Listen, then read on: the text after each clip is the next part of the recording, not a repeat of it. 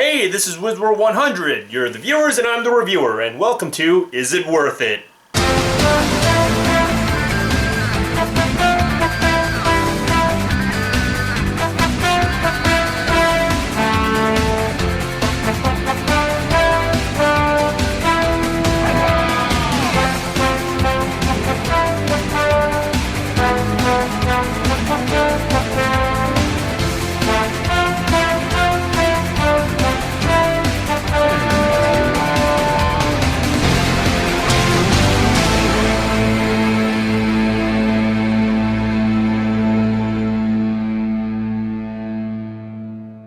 This is the Nintendo e-reader, a card scanning device add-on that you use on your Game Boy Advance or Game Boy Player.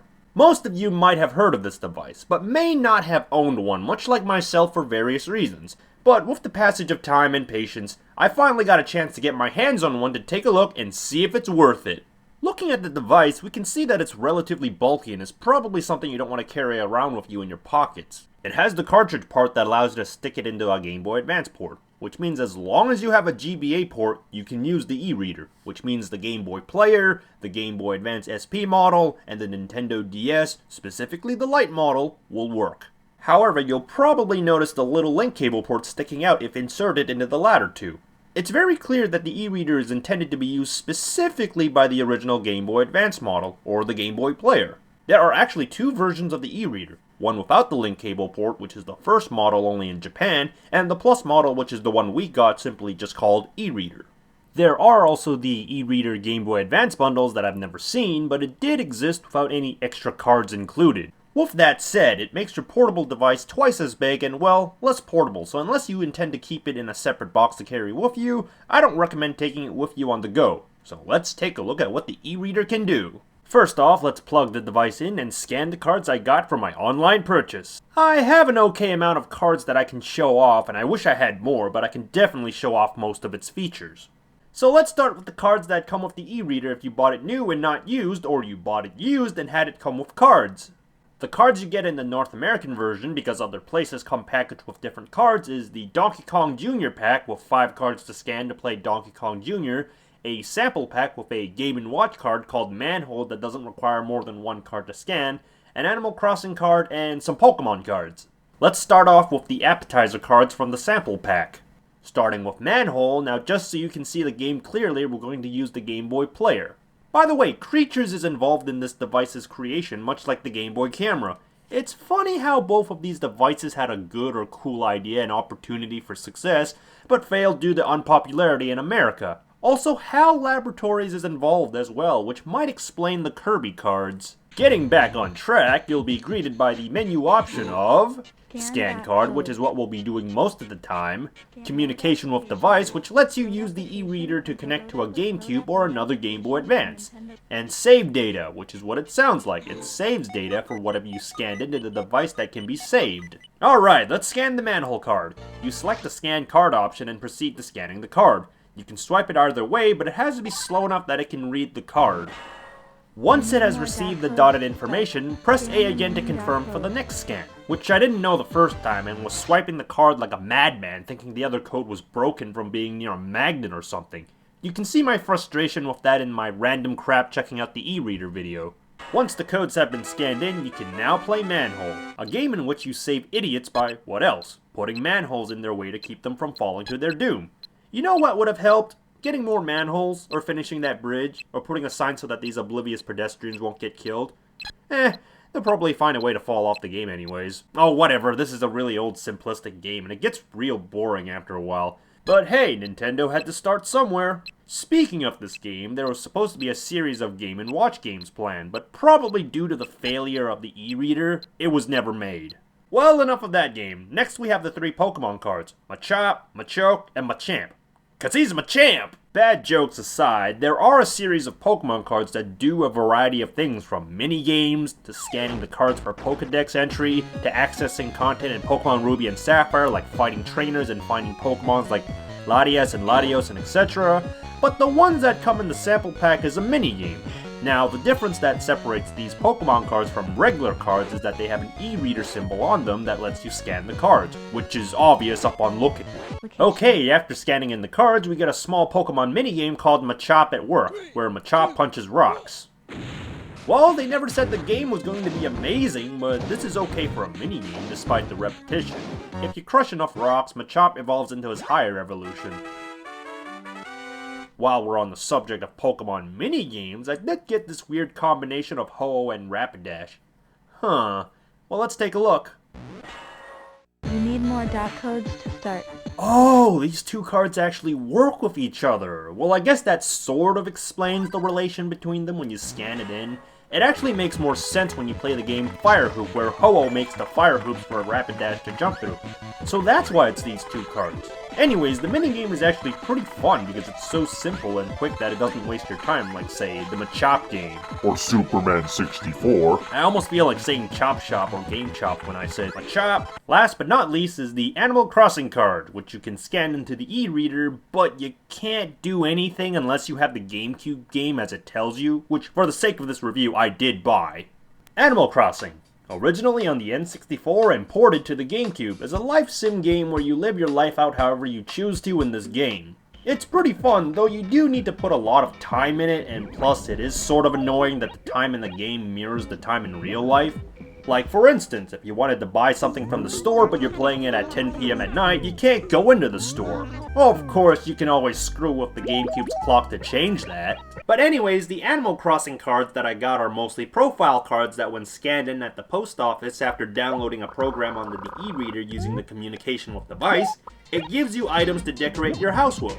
The card that comes in the e-sample pack gives you a tune to play on the radio, and another card is... a dick card? Nah, just kidding, it's DJ KK's card, with the J almost looking like an I, that lets you upload a tune at the town board or play the town tune card on the e-reader. And I gotta say, the one I got is pretty funky.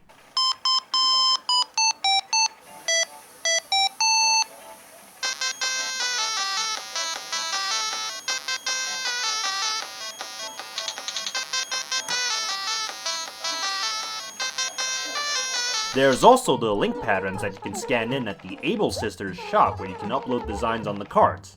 I don't have any of those cards and they go for a rather hefty price online, so I say screw that plan, I'll just make my own.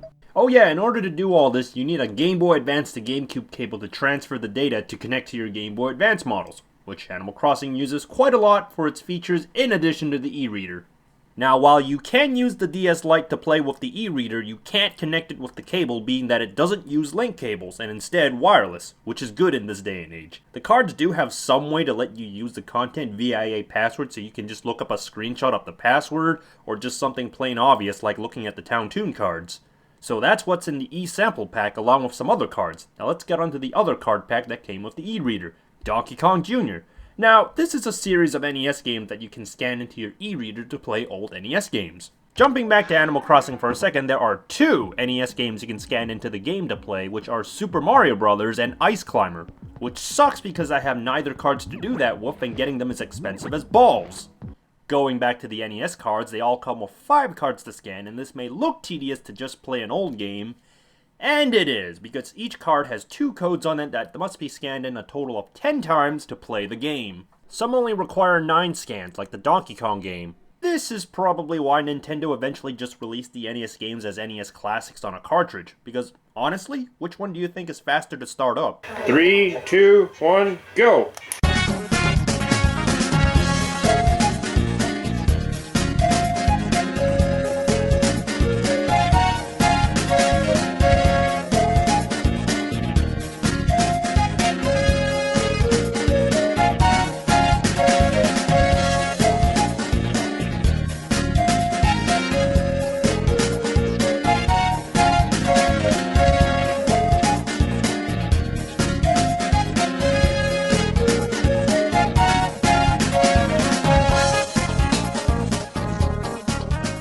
If I had one gripe about the cards here is that if I happen to lose any one of the cards, the other cards become useless, and not only that, good luck finding a replacement in this day and age, so keep them safe. But regardless, let's check out the game.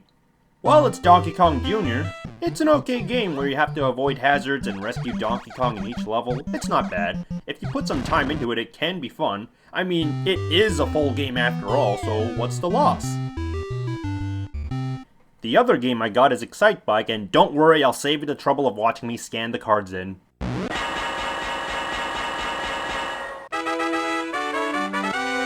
On the subject of saving, you can actually save the game data of certain cards that you scan in, like for example, the Donkey Kong Jr. cards I scanned in. And if I ever wanted to play it again, I just select save data and I can go play it again without having to rescan them unless I overwrite it with another game. So in a sense, the e-reader does sort of become a game cartridge. Anyways, Excite Bike is a pretty fun racing game I enjoyed. It's simple, but charming. And that's all I can really show off of what the e-reader can do because I'm limited to what I can show based on the cards I can get my hands on, like the promotional cards such as the Kirby Slider Puzzle. Wait a minute, I do have this rare-ass card. How did I get my hands on this? Well, originally you're only supposed to be able to get it from Nintendo Power or from Toys R Us when they were promoting Foxbox. Yeah, remember that TV program in Fox Kids? I miss the 90s. But anyways, I didn't get the card from either of these two original sources, but at A&C Games when they graciously let me borrow this rare and expensive ass card to show you what game it comes with. It cost about $40, and just because it's rare doesn't mean it's a good game, because the game you get is a slider puzzle.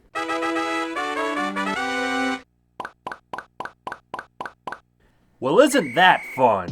This is actually worse than the Game & Watch game you get because at least that was a game. I mean, look at how exciting this game is, and especially the music.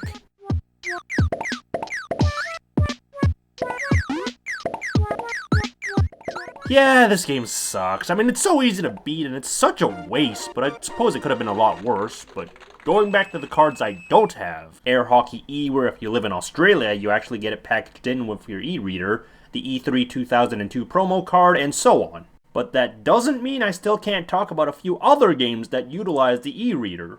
One of these games is Super Mario Advance 4 on Game Boy Advance, or Super Mario Bros. 3. There are Mario cards that you can use that give you items, which is kinda cheap, but hey, you paid for it, so use it.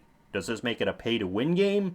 Probably not. I mean, it is entirely optional. Demo cards that let you watch level speedruns and secrets, which is kind of neat, but not that cool. But what is cool is that there are level cards that you can scan in to allow you to play custom levels, like the classic Super Mario Bros. Level remade in Super Mario Bros. 3 and others. This is probably the coolest feature of the e-reader to let us play what is essentially DLC.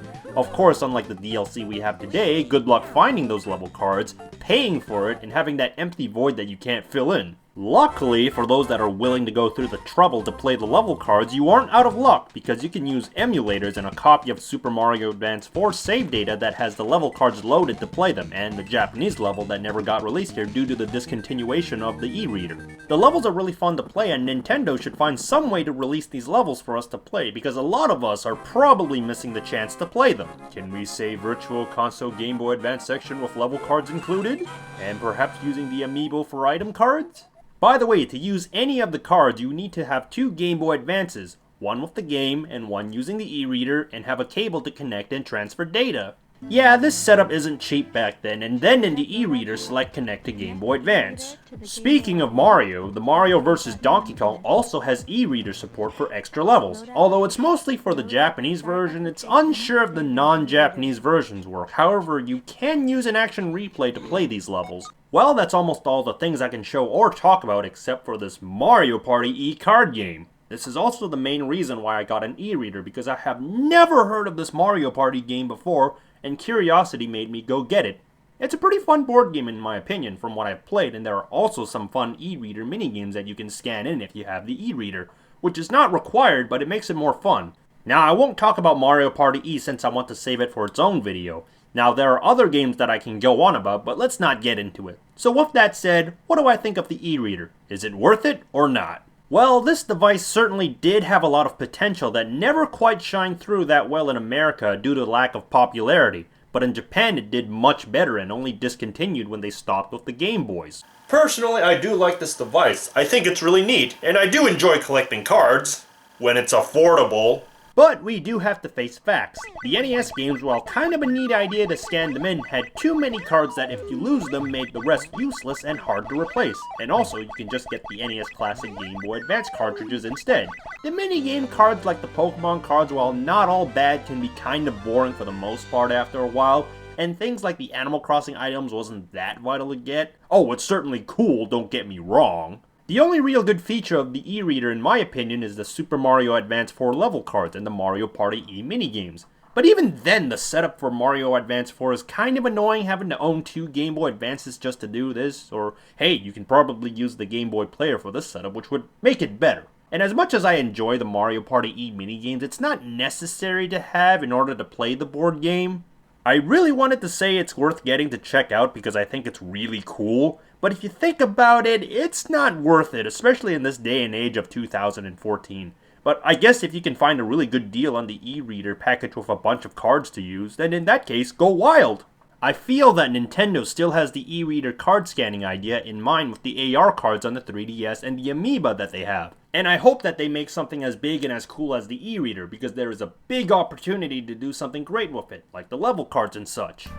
But anyways, this is WizWar100, you're the viewers and I'm the reviewer, and I hope you enjoyed this video, so stay tuned for more!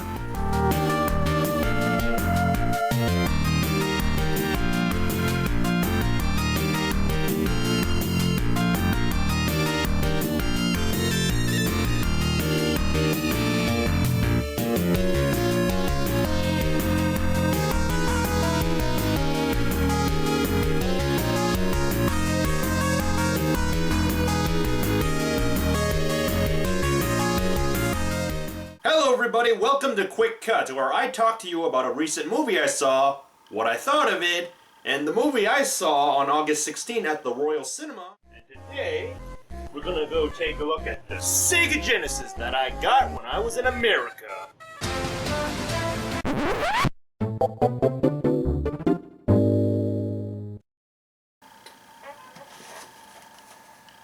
Of course I'm going to talk about Mario Party E in the next video since most of you probably don't know much about it.